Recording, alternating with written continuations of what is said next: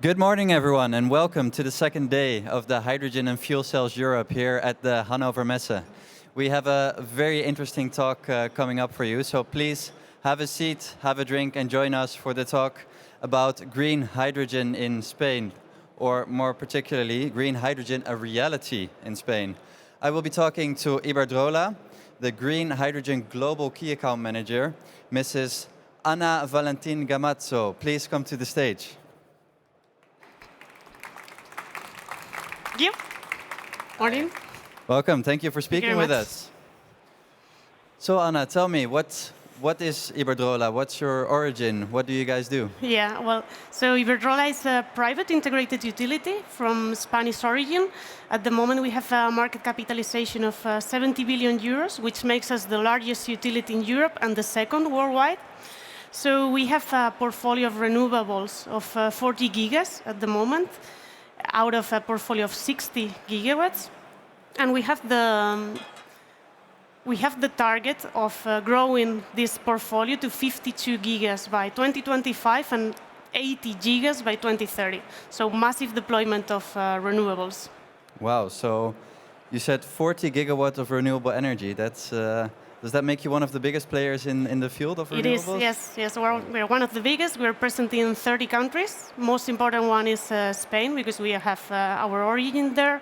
But we're also present in the US through Avangrid, where we have almost 9 gigas. Also in Brazil with Neoenergia, Mexico, the UK, Australia, and some other countries in Europe. Specifically, Germany is very important for us. It's a strategic market in terms of hydrogen, but also in terms of renewables. We have one offshore wind farm in the German North Sea and 2 more coming online by 2027. And we are working with German companies trying to help them in their decarbonization journey. Wow, it really sounds like you're driving the energy transition forward We're trying. as a company. And what role does hydrogen play in that? Why is hydrogen important for you guys? Yeah, so we are an electricity company, so at the end of the day, our focus is to electrify as many uses as possible. However, it's true that for some processes, electrification is not enough, and therefore we need to look for alternatives. And 3 years ago, our president, who is super ambitious and visionary, decided that we needed to be in green hydrogen, that we needed to work with all these hard-to-abate sectors to give them a solution that the current tools available were not going to cover. And therefore, he pushed for a new department, he pushed for investments, and now we have 2 real projects, which is something that not many people can say. Great. And what's your role in this department? Yeah, so I'm trying to coordinate global opportunities with large corporations. We understand that we have a huge challenge ahead, and the journey is long, and we cannot do everything by ourselves. Therefore, we try to build alliances with companies along the value chain, trying to work together to combine expertise, mitigate risk, and be able to reach more areas. So I'm talking to different companies in different countries and trying to find synergies with the geographies and the expertise of each of us. Great. And how's that working out? Because I heard there's already some real projects in Spain that you guys have operational. Yeah. Is that correct? That's correct, yes. So we have 2 real projects. We have 2.5 megawatts hydrogen refueling station. It's located in Barcelona. It was part of a public tender from the Metropolitan Transport Company of the city.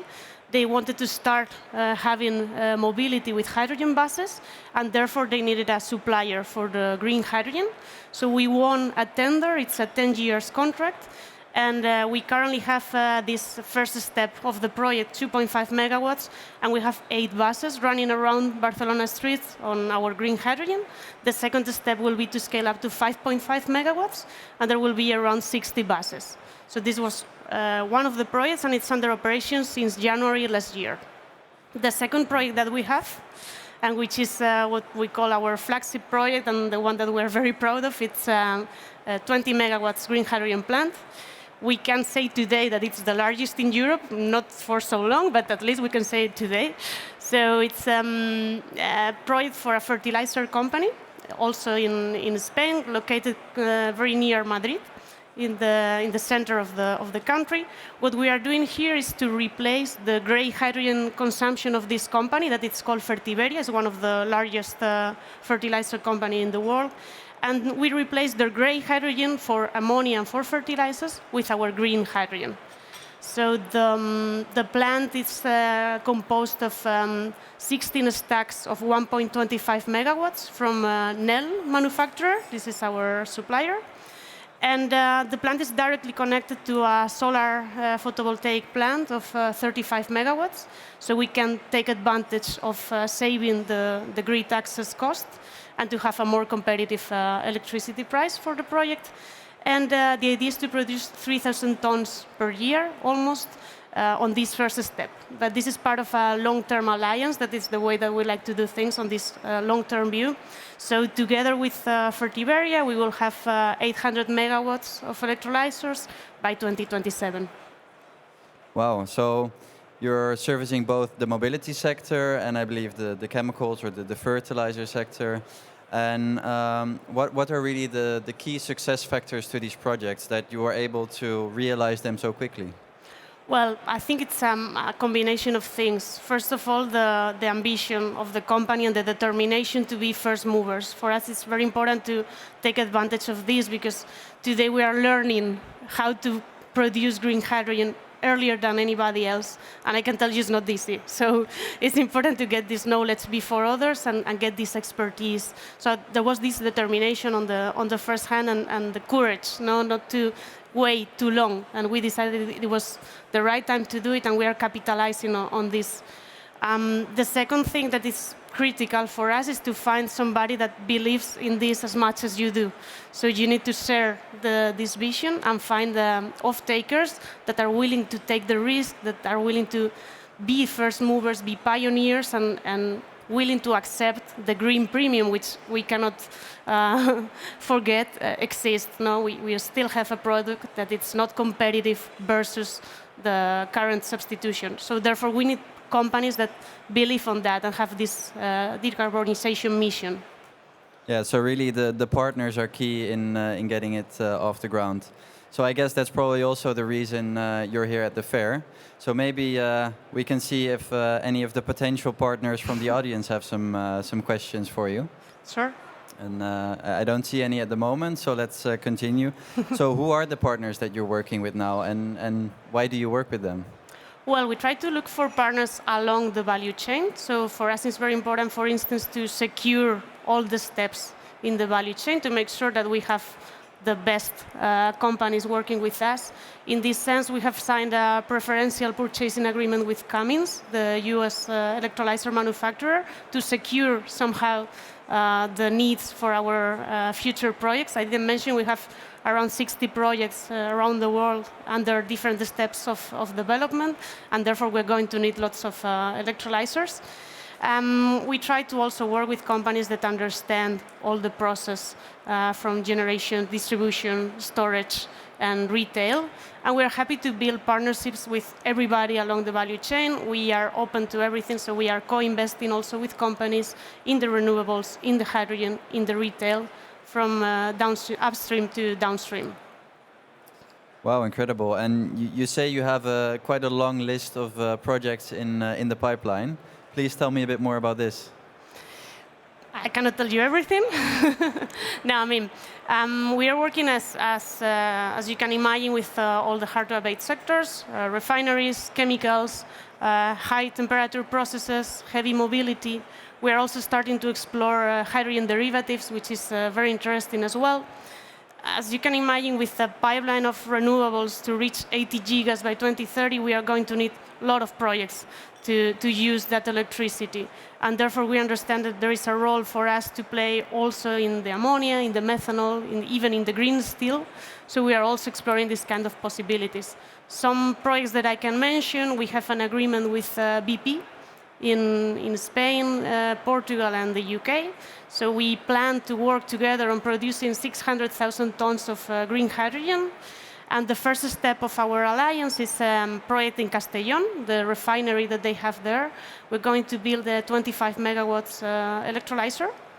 as a first step by the end of 2025, and we will scale up to 200 megawatts later on. This is one alliance. We are also working with a chemical company in the north of Spain that is called Foresa, and we are going to produce green methanol. So this is also a very, very nice project that we are starting, and many other developments in Brazil, very important country for us, Australia, and the US. I would say these are the key markets for us today. Well, it's great to hear all of these ambitious plans and all these ambitious projects. But I think something we often see in the hydrogen industry and in the hydrogen market is a lot of announcements, a lot of gigawatt scale projects that are being announced, but not that many coming to reality. So what are the big challenges that you see developing these hydrogen projects? You're absolutely right. There's a lot of noise in the market, and we are all crazy about this and looking for amazing, huge projects. But I think there is also a lot of announcement on funding schemes, on subsidies, but they are not coming.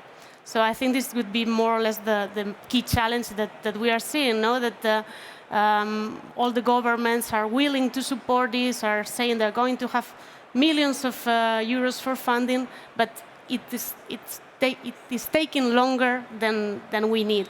And I think that is preventing other companies from taking FID and moving ahead, because not everybody, we are in a very good position. No? We are a strong company, and we can take this risk and go ahead before having all the certainties.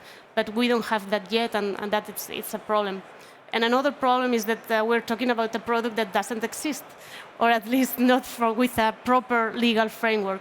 I think the European Union is doing lots of efforts to have a good definition of what green hydrogen is with all this delegated act, and this is going to happen very soon, but still we don't know exactly what to expect. And I understand it's very difficult for companies to work on long-term projects that are going to last for 20, 25 years to take a decision on something that they don't know for sure how it would look like in the future. So I think those two things are preventing us from seeing more projects coming online. Yeah, so a lack of funding and too much uncertainty in the regulation. For those of you who don't know, the delegated act that Anna is referring to is the delegated act on RFNBO, which sets the requirements for renewable fuels of non-biological origin. Of course, in the industry, we always tend to throw these terms without the people knowing. So then that's in Europe. What do you see happening in other parts of the world? How do you see it developing there? What are the interesting things that you see popping up? Well, I think the hot topic today is the IRA. If you don't know what it is the Inflation Reduction Act that is taking place in the United States. So it's a super ambitious plan that the Biden administration has announced very recently. So they are going to have what they call the PTC, production tax credits, and they plan to give support to different clean technologies. They have a budget of $400 billion almost. And within these technologies, we can find hydrogen. So they will be supporting the producers of hydrogen with $3 per kilogram of hydrogen produced, green hydrogen. Of course, I'm talking about green. So this is a huge disruption for the market. It's an amazing way of incentivizing this kind of investments. But of course, it's changing the level field. And it's making an impact on Europe because many investors will now decide to move to the US. We're in a weird position because we currently have Avangrid in the US, so we have a company that is going to work on hydrogen projects there and that can take advantage of this support. However, we are a European company and 60% of our investment plan that I was mentioning before is going to be focused on Europe. And we are concerned that the European Union is not reacting still in a proper way. No? We see that there have been some talks about this and people are aware of the challenges that we have. There's going to be this first step that the Commission has announced, that it's the Hydrogen Bank that will be happening in autumn. This first step of this plan will be to have 800 million euros support for projects. We don't know yet the definition and the guidelines of this, but we don't know if it's going to be good enough to compete with this massive rain of dollars in the US. So we want to encourage the European Union to be more active on this, to preserve our industry and try to support as well from this positive way, of incentivizing instead of punishing. Sometimes that it's a bit more the focus on previous years. All right, thank you. I think that's very clear. Are there any questions from the audience at the moment?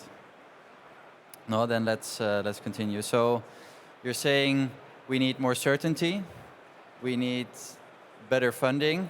Anything else any other calls to action you would have right now? Yeah, well, I will take my minute of glory to call to action for customers. No, we need brave customers to move ahead and to capitalize on this. And I can tell you something with this 20 megawatts green hydrogen plant that we have in Spain. We are having a lot of attention from public, from institutions, from government, from companies that want to learn on this. And this is an intangible asset that we cannot count, but it's priceless. And I believe that companies need to be a bit more courage today, more brave, and take one step ahead. And I think we are a very good partner for this. We have a long-standing history in the market, and we have the investment muscle, we have the expertise, and therefore we believe it's a good idea to talk to us, to build partnerships together. So this would be my call here. We are just across the stage in this green hydrogen booth, so we are happy to welcome you and talk about these opportunities together. Well, thank you, Anna. You're already taking my job. Sorry. So I invite you all to have a chat with Anna and your colleagues right over there in the Iberdrola stand if you want to supply them with your technology or offtake their hydrogen. Exactly. I think they are very happy to work together with you. I would like to thank you, Anna, for joining me here on stage. Thank you, Joris. Please give a round of applause for Anna. Very much. Yep. Thank you.